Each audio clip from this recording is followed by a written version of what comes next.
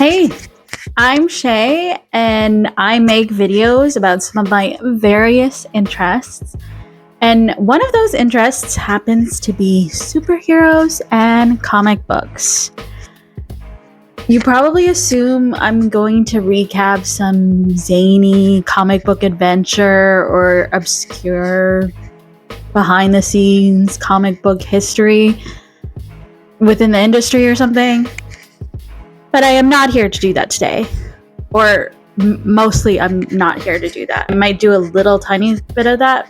But today, we're looking into something that is very much the truth is stranger than fiction.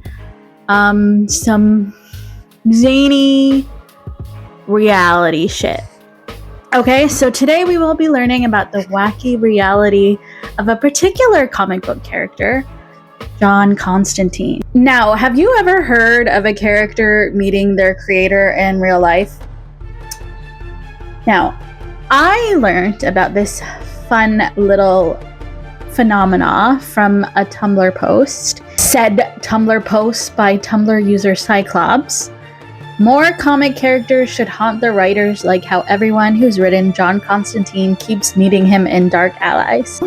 That's interesting, I thought. I love DC Comics, and I have personally never heard of a thing. This can't be real. Let me look into this. Oh, it's real. Now, it's possible this is old news to everyone and their mother, particularly those who are really big in the comics world, more so than I am.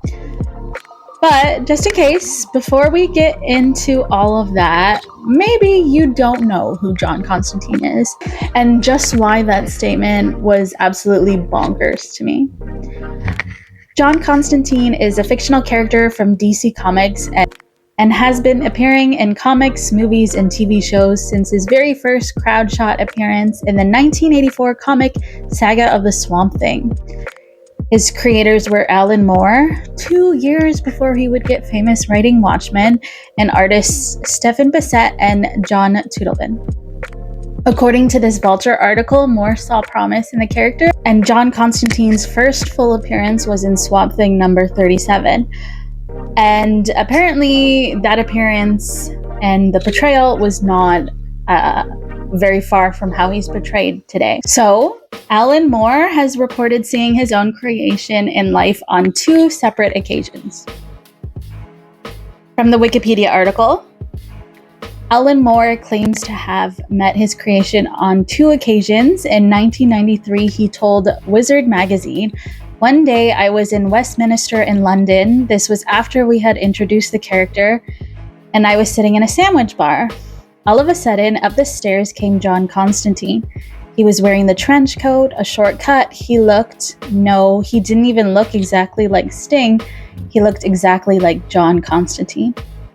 He looked at me, stared me straight in the eyes, smiled, nodded, almost conspiratorially, and then just walked off around the corner to the other part of the snack bar. I sat there and thought, should I go around the corner and see if he's really there?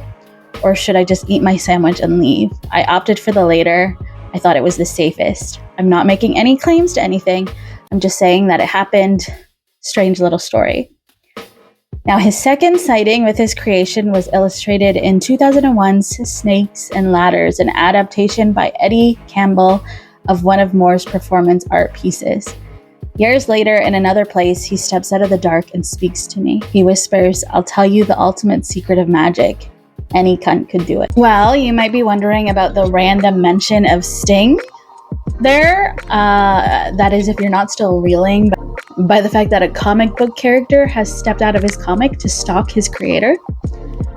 And that's because John Constantine, or at least his appearance, is based on the famous musician Sting.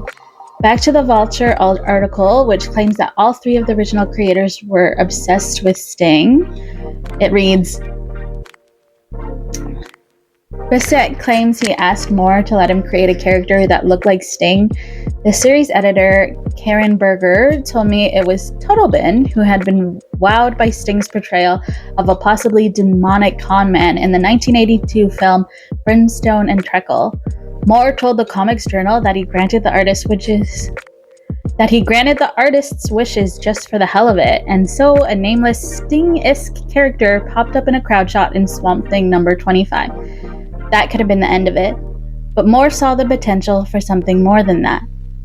Moore had been mentally toying with the traditions of English mysticism, though he was still a few years away from identifying as a practitioner of magic. But he was also fascinated by cartoonist Eddie Campbell's character Dapper John, an archetypal English wide boy, a man who takes unreasonable chances and gets by through resourcefulness and smooth talk. He decided to do something previously undone, craft a wide boy mage. Now, Alan Moore is kind of known to be a weird guy.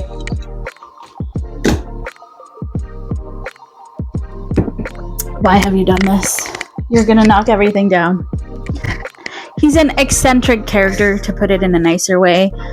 The description of the book Alan Moore Conversations, edited by Eric L. Burleski, part of the series Conversations with Comic Artists series Conversations with Comic Artists series reads. In the description, British comics writer Alan Moore, birth 1953, has a reputation for equal parts brilliance and eccentricity.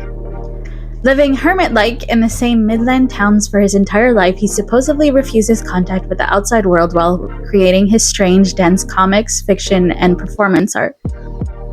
While Moore did declare himself a wizard on his 40th birthday and claims to have communed with extra-dimensional beings, reticence and seclusion have never been among his eccentricities. And on his Wikipedia page, Moore is an occultist, ceremonial magician, and anarchist, and has featured such themes in works including Promethea, From Hell, and V for Vendetta, as well as performing avant-garde spoken word occult workings with the Moon and Serpent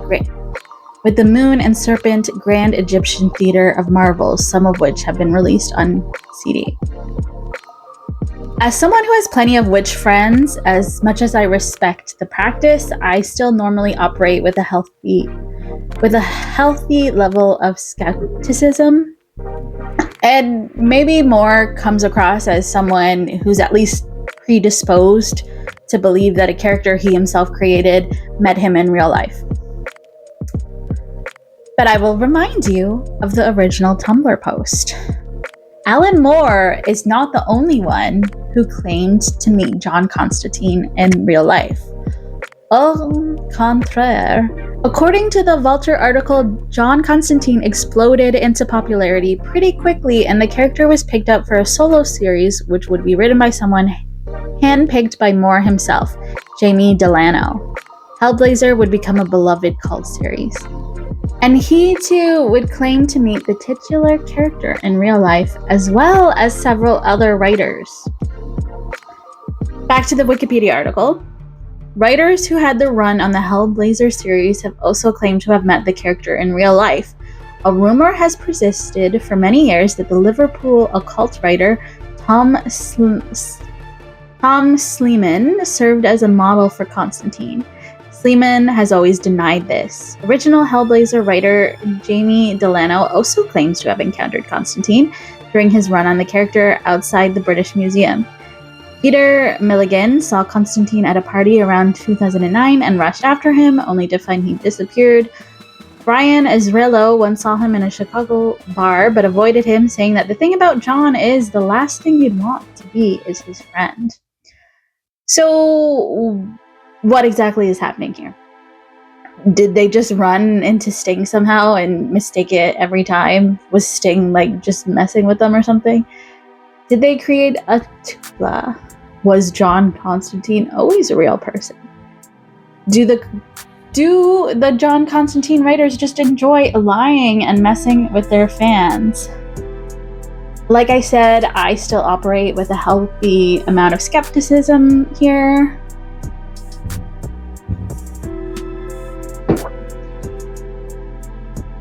But I can't claim to know the truth any better than any of you guys. So I'm interested in hearing your thoughts around this.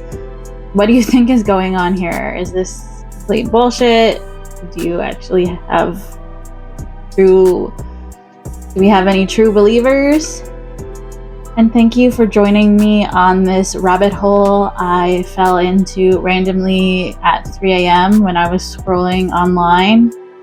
I found it interesting and decided I wanted to make a video about it because why not? Maybe like and subscribe and everything else if you enjoyed it. And maybe one day I'll make another video. Who knows? Bye.